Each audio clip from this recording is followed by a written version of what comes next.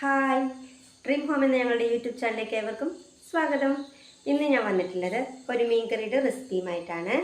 ഇത് നമ്മുടെ വീടുകളിലൊക്കെ വളർത്തുന്ന പിലോപ്പി എന്ന് പറയുന്ന മീനാണ്. കുളത്തിലൊക്കെ വളർത്തുന്ന മീനില്ലേ, അതാട്ടോ. അപ്പോൾ ഇത് തൊലിയെല്ലാം കളഞ്ഞിട്ട് കറി വെച്ച് കഴിഞ്ഞാൽ നല്ല ടേസ്റ്റാണ്. അപ്പം അങ്ങനെ കറി വെക്കുന്ന ഒരു റെസിപ്പിയാണ് ഞാൻ പറയുന്നത്. സാധാരണ മീൻകറി വെക്കുന്ന പോലെയൊക്കെ തന്നെ, എന്നാലും ഈ മീൻകറിക്ക് നല്ലൊരു ടേസ്റ്റ് ഉണ്ട്. അപ്പോൾ ഒന്ന് ചെയ്ത് നോക്കാം.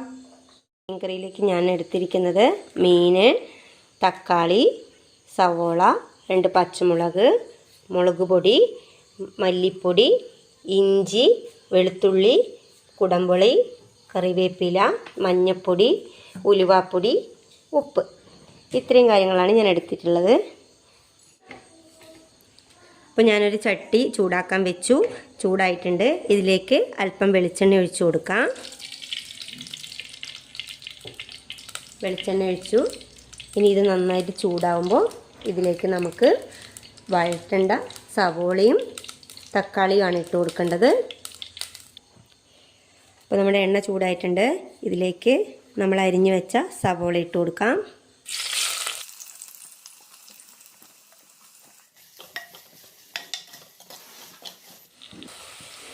ഇനി ഇതിലേക്ക് നമ്മൾ അരിഞ്ഞു വെച്ച തക്കാളിയും പച്ചമുളകും കൂടി ഇട്ട് കൊടുക്കാം.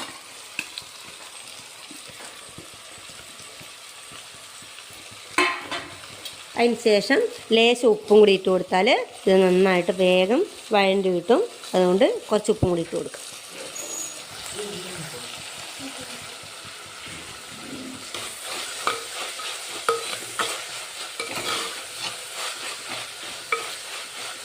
ഇനി ഇതിലേക്ക് വേണ്ട വെളുത്തുള്ളി ഇഞ്ചിയും ഞാൻ ചതച്ചെടുത്തിട്ടുണ്ട്. അത് ഞാനൊരു പകുതിയിലധികം വഴണ്ട് കഴിയുമ്പോൾ ഇതിലേക്ക് ഇട്ട് കൊടുക്കുകയാണ്. തക്കാളിയെല്ലാം കുറച്ച് നല്ലോണം മൂത്ത് കഴിയുമ്പോഴാണ് ഇട്ട് കൊടുക്കുന്നത്.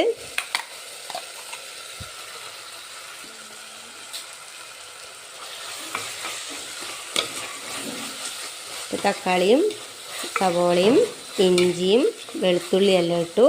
ഇനി ഈ വെളുത്തുള്ളിയുടെ ഇഞ്ചിയുടെ ഒരു പച്ച മണം മാറുന്നത് വരെ ഇതൊന്ന് വഴറ്റിയെടുക്കണം. അപ്പം നമ്മളെ തക്കാളിയും ഉള്ളിയെല്ലാം വഴണ്ട് നല്ല പാകത്തിനായിട്ടുണ്ട്. കണ്ടോ, ഈ ഒരു പാകത്തിനാണ് നമ്മളിനി മുളക് പൊടിയെല്ലാം ചേർത്ത് കൊടുക്കുന്നത്. ഇനി ഇതിലേക്ക് നമുക്ക് മുളക് പൊടിയും മല്ലിപ്പൊടിയൊക്കെ ഇട്ട് കൊടുക്കാം.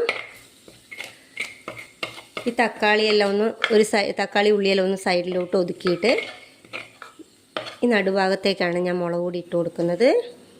ഇപ്പോൾ 2.5 ടേബിൾ സ്പൂൺ മുളക് പൊടിയാണിത്. എരിവുള്ളതും എരിവില്ലാത്ത ടൈപ്പും മുളക് പൊടിയും കൂടെ മിക്സ് ആക്കിയതാണ്. അതിലേക്ക് ഇട്ട് കൊടുത്തു. ഇനി മല്ലിപ്പൊടി ഇട്ട് കൊടുക്കാം. ഇനി ഇത് രണ്ടും ഒന്ന് നന്നായിട്ട് ചൂടാക്കണം.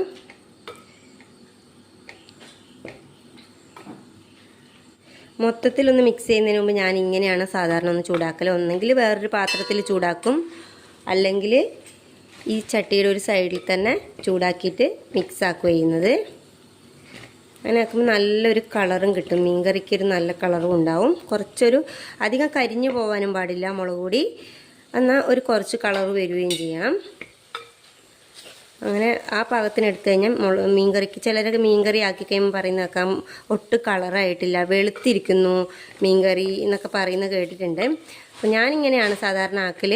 മുളക് പൊടി നന്നായിട്ട് ഞാൻ ചൂടാക്കും. അപ്പോൾ തന്നെ നമ്മുടെ കറിക്കൊരു നല്ല കളറുണ്ടാവും.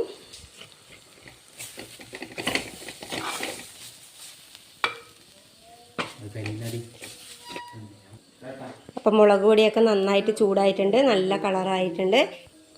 അപ്പോൾ ഇനി നമുക്കിതിലേക്ക് നമ്മൾ നേരത്തെ കുടംപുളി കുറച്ച് വെള്ളത്തിൽ തിളപ്പിച്ച് വെച്ചിട്ടുണ്ടായിരുന്നു, അത് വെച്ച് കൊടുക്കാം.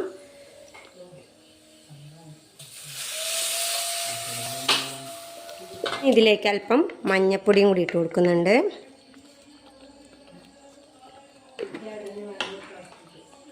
അതുപോലെ ഒരല്പം ഉലുവാപ്പൊടിയും കൂടി ഇട്ട് കൊടുക്കാം.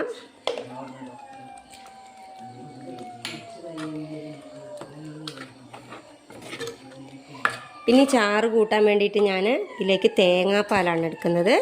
ഇതിലേക്ക് നമുക്കൊരു കുറച്ച് ഉപ്പും കൂടി ഇട്ട് കൊടുക്കാം. നമ്മൾ നേരത്തെ കുറച്ച് ഇട്ടിട്ടുണ്ടായിരുന്നുള്ളൂ, കുറച്ചും കൂടി ഇട്ട് കൊടുക്കാം. അതിന് ശേഷം ഈ അരപ്പൊന്ന് തിളച്ചതിന് ശേഷം നമുക്ക് ഈ മീൻ ഇട്ട് കൊടുക്കാം.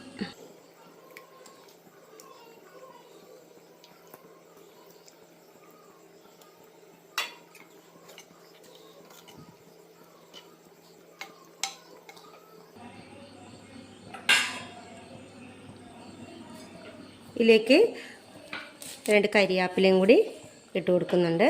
ഇനി നമുക്കിത് മീനൊന്ന് വേകാൻ വേണ്ടി വെക്കാം. അപ്പം നമ്മുടെ മീൻ ഏകദേശം ആയിട്ടുണ്ട്.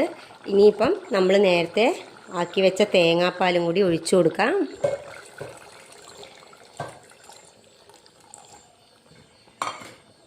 ഈ തേങ്ങാപ്പാലും കൂടി ഒഴിച്ചിട്ട് ഒരൊറ്റ തിള വരുമ്പോഴത്തേനും നമുക്ക് മീൻകറി വാങ്ങി വെക്കാം.